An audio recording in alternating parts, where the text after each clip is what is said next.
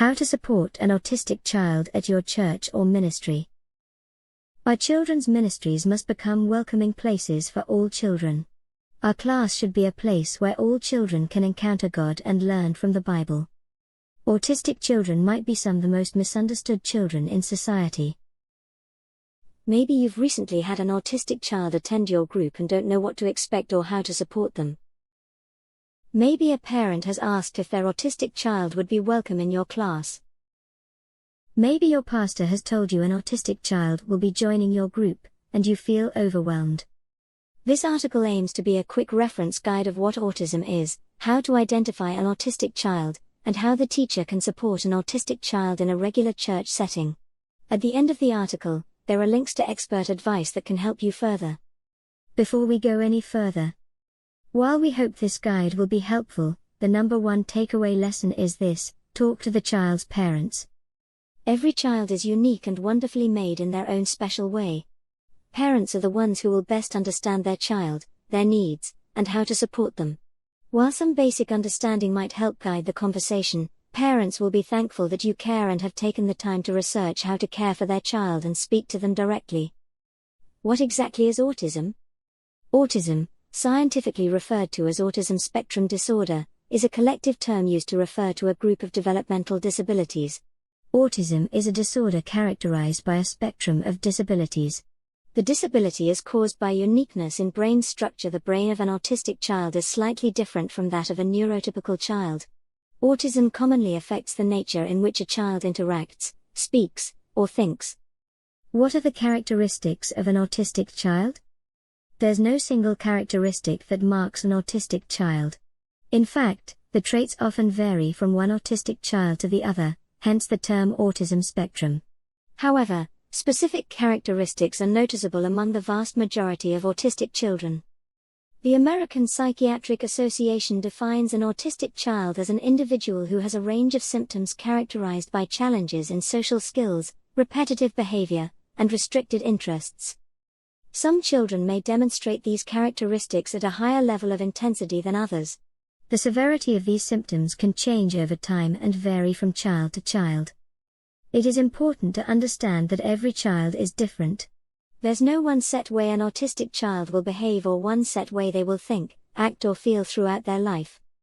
Some common traits include fascination with objects. A good deal of autistic children often have an intrinsic connection with one particular object. These objects could be colors, clothes, stories, or anything.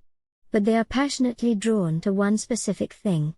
For example, try to picture an autistic child who is fascinated with trains. The child will do anything to capture the moment when the train passes. Similarly, an autistic child may love one particular story in a book and may choose to read it continuously at the expense of others. For example, some scholars have thought that Albert Einstein showed signs of autism, such as how he was fascinated by light beams, which subsequently drove him to pursue concepts related to light. This fascination may last for months or even their entire life. Difficulty with changed routine. The majority of autistic children will often find it challenging to abide by uncommon routines or schedules. For example, the child may experience a sudden meltdown when a new teacher takes over the class or when the current lesson or activity switches unexpectedly to the next. Psychologists have tried to explain the root of this problem using various theories. For example, that autistic children have an intense concentration, and it is with that concentration that they don't expect to be disrupted. Disrupting their focus is an invasion for them. Sensory difficulty. Autistic children may occasionally experience sensory problems.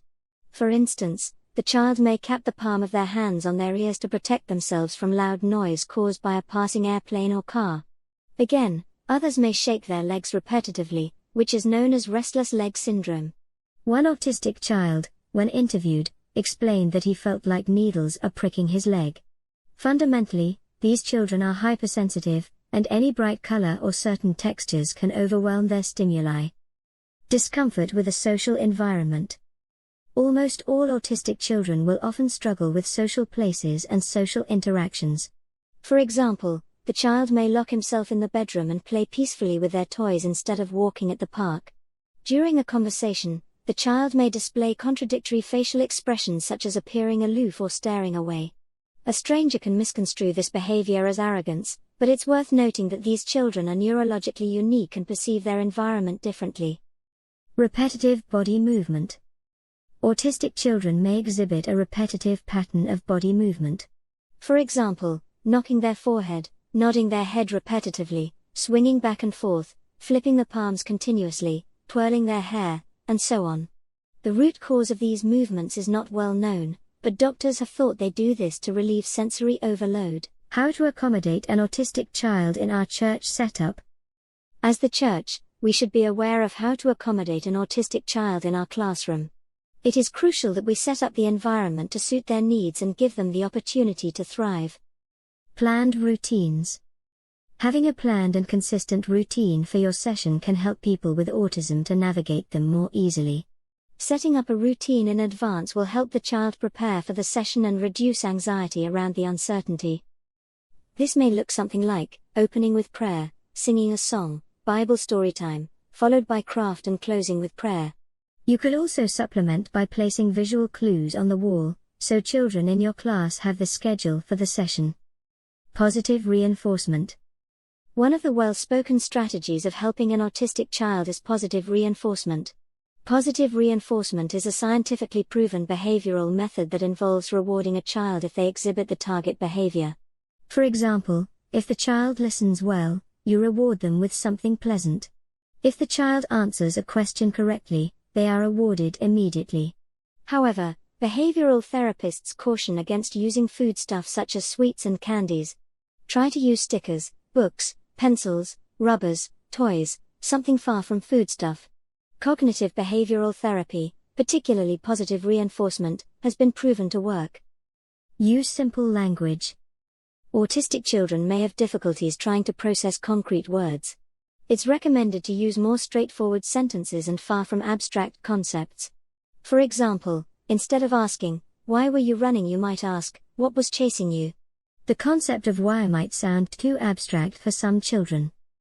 Give them enough space. It's recommended that autistic children be placed in spacious surroundings, probably close to the teacher or helper.